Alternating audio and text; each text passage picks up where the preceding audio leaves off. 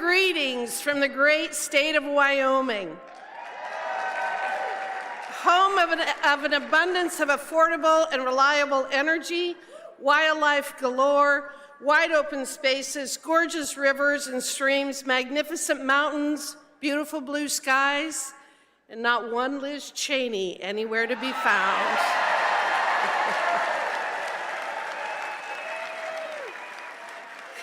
In 2024, Wyoming provided President Trump with his largest margin of victory of any state in the nation, and we are so proud of the job that he is doing. We are ecstatic that he is exposing and eradicating the massive government waste, fraud, and abuse that we have known for decades has been happening, and yet no one before would do anything about it. We are overjoyed that he has tasked Elon Musk and his team with overseeing DOGE, using their skills to implement what may be the closest thing to zero-based budgeting that we will ever see in the federal government. We are thrilled that he recognizes that we are a government of, by, and for the people, and that its primary purpose is to protect the homeland and secure our God-given rights and freedoms. It is quite apparent that the Democrats long ago stopped caring about the concerns of working-class people, the truck drivers, farmers, airline employees, miners, custodians, and construction workers, among others. And they paid for such neglect by being shellacked in the last election. But far be it for them to undertake a legitimate self-assessment of their policies and ideas. They are instead engaging in kabuki theater while standing in front of government agencies, screaming their opposition to everything good and just generally making fools of themselves. The agencies that they have chosen for their performance art are telling, are they not? The Department of Education, a $270 billion woke monstrosity that has presided over the steady and unrelenting decline of public education. And USAID, a $50 billion anti-American purveyor of ideology so toxic that even the bureaucrats who worked there knew they had to hide their programs so that they could continue to fund such things as transgender comic books in Peru, so-called sex change operations in Guatemala, and anti-Israeli rappers. By now, everyone has heard about the crazy things USAID and other bloated and unnecessary bureaucracies have spent our money on, and we are rightly infuriated.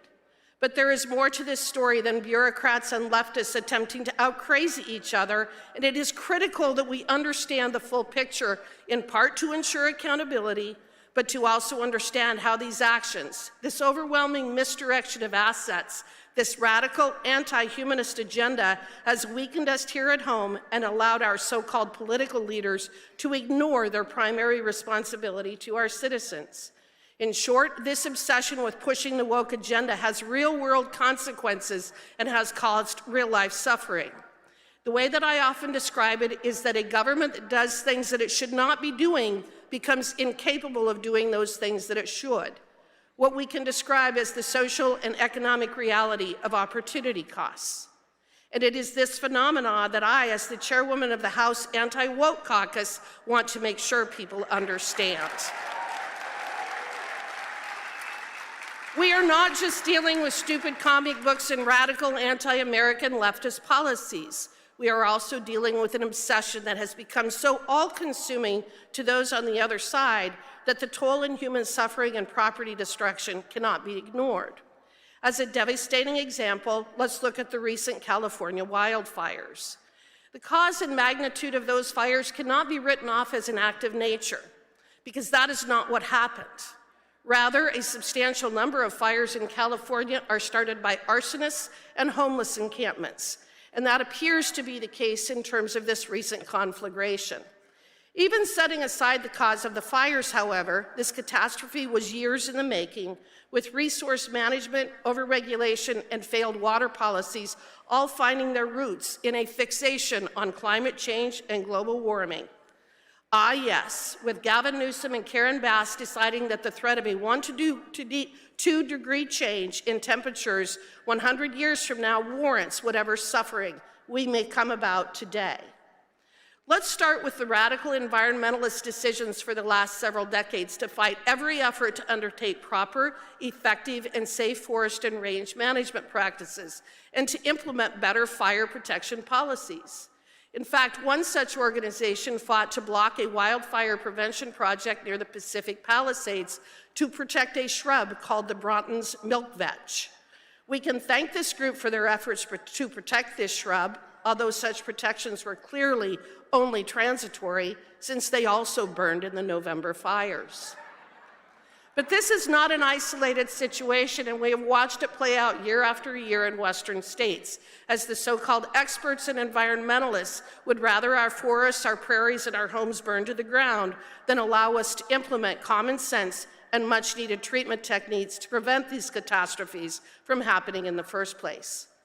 Did you know that in 2020, Gavin Newsom vetoed a fire mitigation bill that had been passed by both houses of the Democrat-controlled California legislature? That bill provided funding for vegetation management to maintain defensible space around structures, reduce flammable material, reduce fire risk, and harden evacuation routes.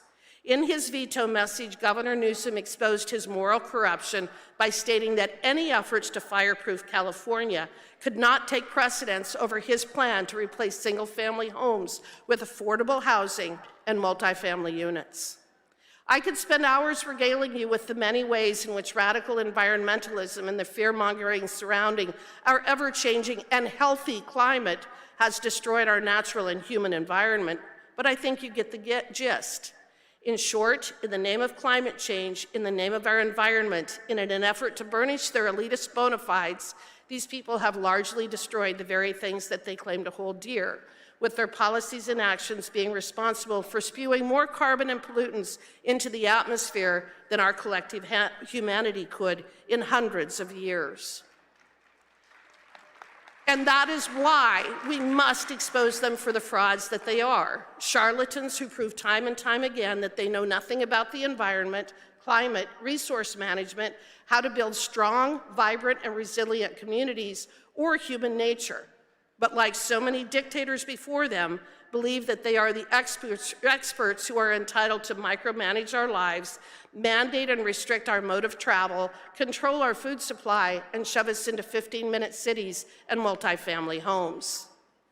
Now, it is often easy to make fun of people like Gavin Newsom, Karen Bass, Kamala Harris, Al Gore, John Kerry, and others, but these people have caused and will continue to cause real human suffering unless we stop them. And one tool that we have is to expose the true cost of their woke ideology. But it isn't just failed environmental policies that are to blame. We must also call out the entire DEI industry as being one of the many culprits resulting in the death and destruction that we have suffered. First, as I mentioned earlier, California's wildfire problem is largely man-made, with the homeless population and arsonists being responsible for well over 50% of all of the fires. All in the name of being equitable and inclusive, you see, personal and community responsibility are relics of the past when it comes to modern-day California. And nothing epitomizes that more than in allowing the homeless to literally run your cities into the ground and, when they so choose, to burn them down. Second, DEI is not only insidious because of what it means in practice, but in the fact that it allows politicians and bureaucrats to divert our precious resources from where they should be focused to pet projects that have nothing to do with carrying out the functions of government. The stories from California are legion, of millions of dollars being spent on DEI workshops and training, of hiring based on race, sex, sexual orientation, and intersectionality, rather than on whether the individual could physically do the job. And the outcome? Empty reservoirs, broken down fire trucks, air-sucking fire hydrants, no evacuation routes, and not enough firefighters. DEI is a disastrous concept in theory and wholly destructive in practice. It undermines faith in our institutions and allows unelected and unaccountable bureaucrats to redirect hundreds of billions of dollars into programs that we don't want, don't need, and that ultimately destroy everything that we hold dear. Fortunately, we now have a political leader in President Trump who understands how destructive these environmental policies have been to our communities and how insidious DEI policies are to our physical, mental, and financial well-being. Thank God, in other words, that we have finally awakened from this woke nightmare, and it is a new day in America.